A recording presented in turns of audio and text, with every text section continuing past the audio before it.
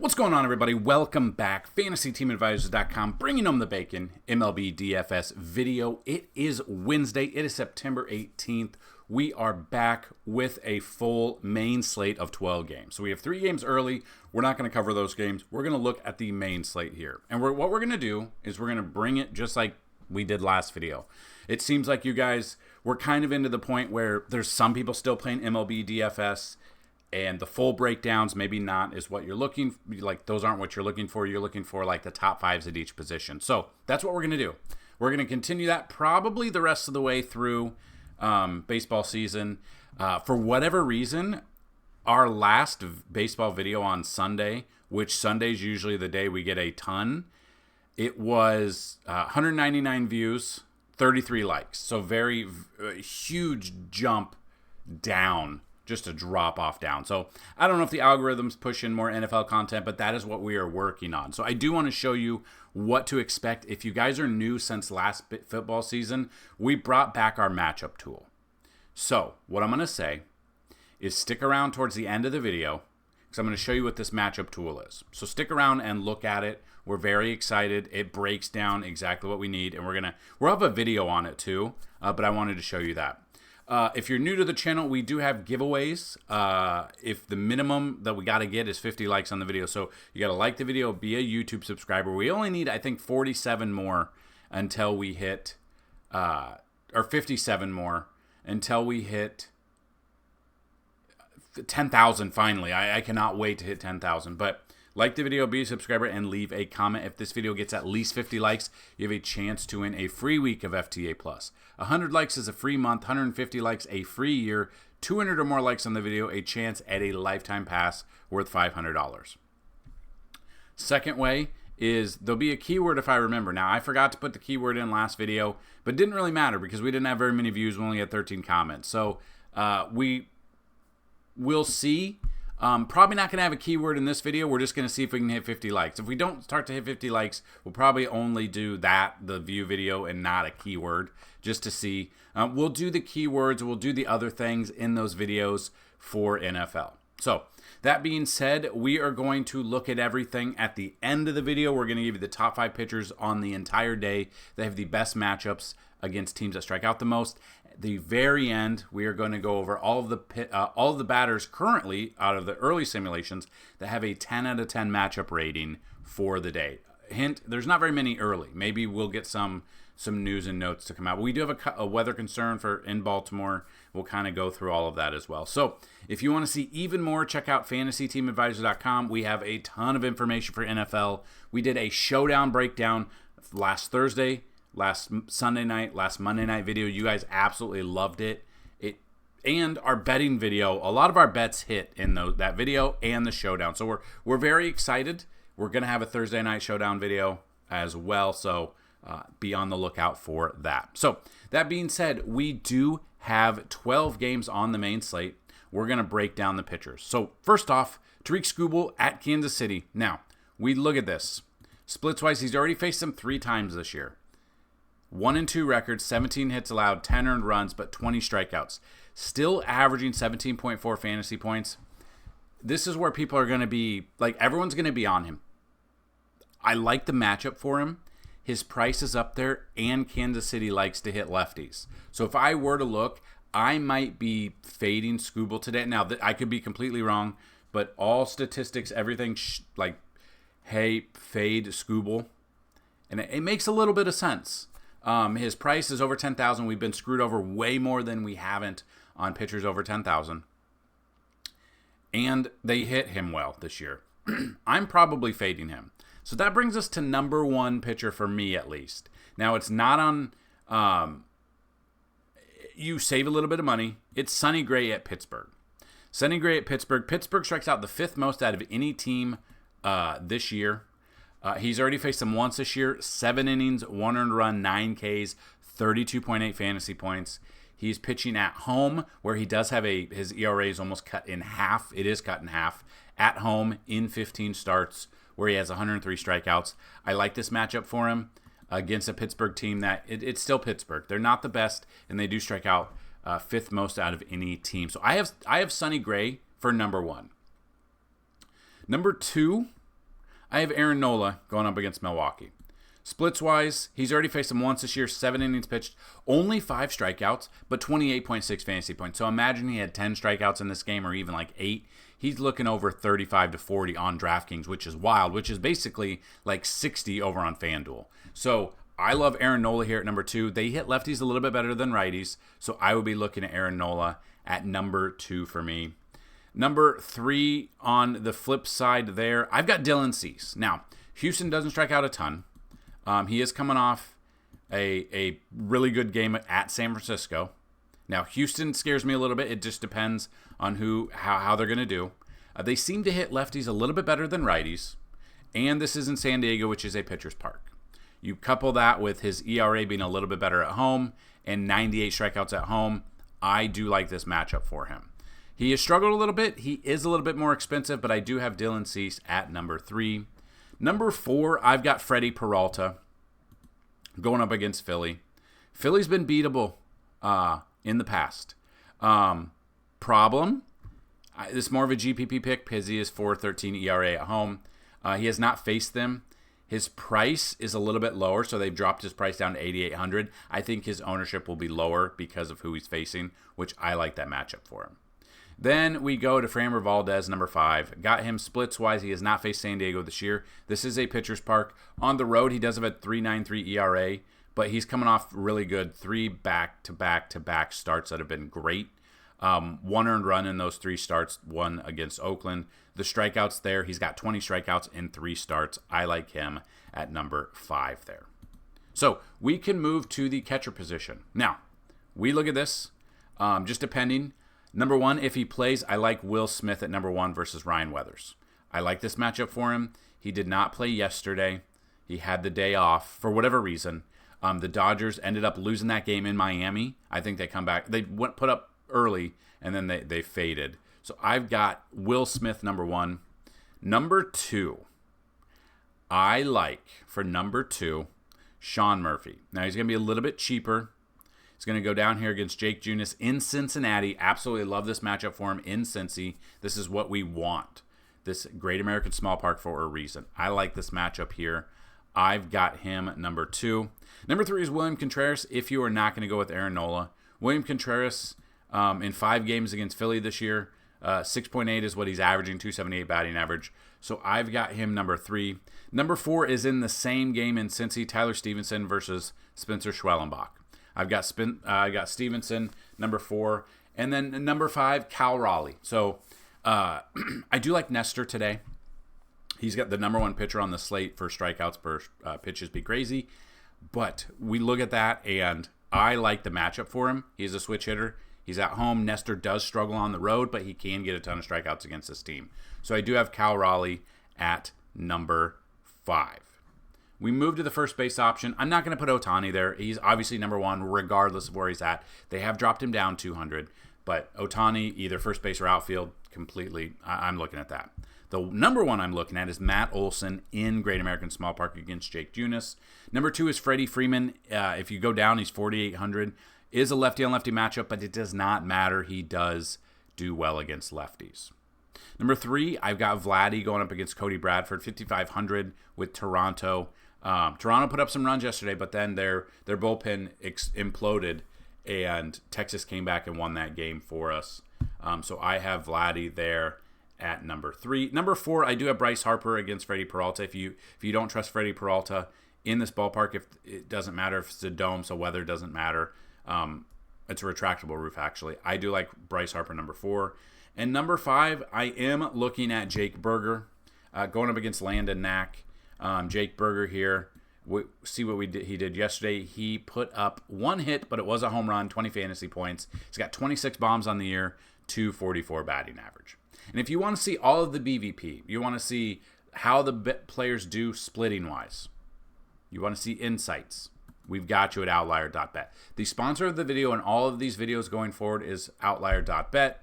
You can start betting with them. It's a great betting platform. They've got insights, and you can see they have stuff. You can just do like read this and go through there.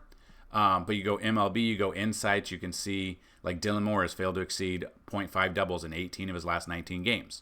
So then it takes you out to bet 3 or BetMGM, which is a minus 750 bet. Or Juan Soto has failed to exceed 0.5 singles in 13 of his last 16 games. So this is the problem. Like, let's say Juan Soto walks 3 times, hits a home run, and doubles. You don't hit that because he didn't hit a single. So that's the only problem. I don't like those single bets because if he gets a double, it does not count.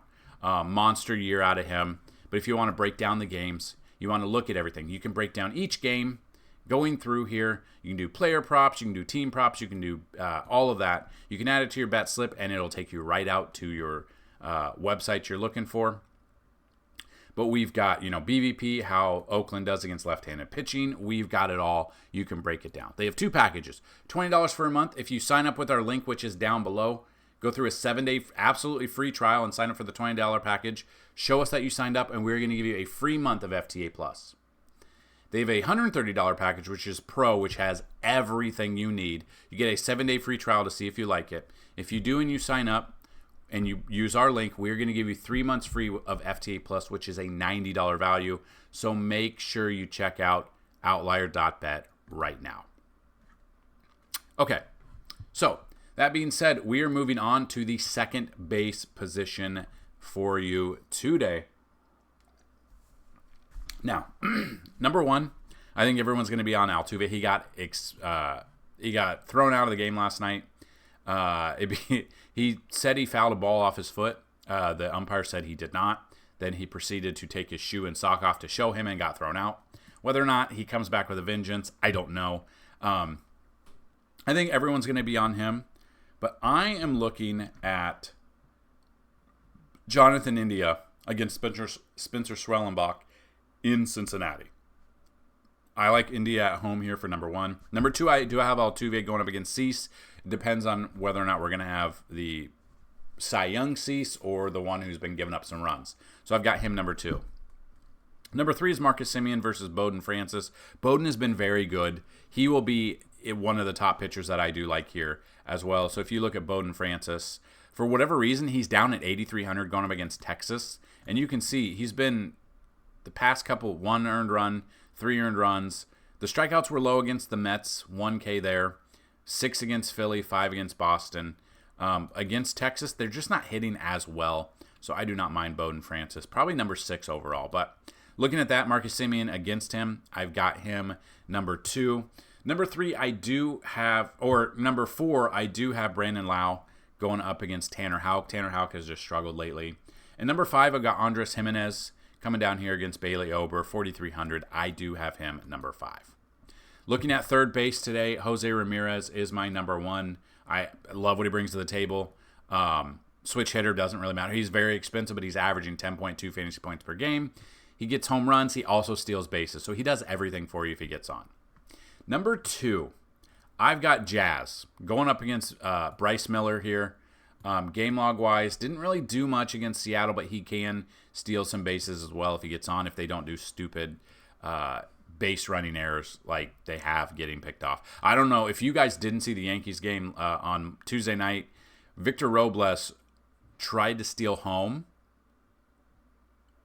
Bases loaded, 3-0 count where he had no control in that first inning. Got thrown out, then got subsequently benched. I don't think he got hurt. I think he just got benched. Crazy game, but I do have Jazz number 2. Number 3, I got Connor Norby going up against Landon Knack. Number 4, I've got Devers going up against Ryan Pepio. And number 5, I do have Royce Lewis going up against Tanner Bibby. Moving to the shortstop position today, you've got Gunnar at top, you got Bobby Witt. I'm going Ellie De La Cruz at home in Great American Small Park, number 1. Number 2, I do have Bobby Witt Jr. Again, he's going up against Skubal, but if you want to see how he's done against Skubal, you can check out our BVP or outlier.bet. But I like this matchup. He hits lefties well. He steals bases and hits home runs. So I have him number 2. Number 3 is Gunnar Henderson. There is some weather concern here, and Baltimore has struggled lately. I think they're 3 for their last 11 games. They were scorching hot to start the season. Everyone was on them.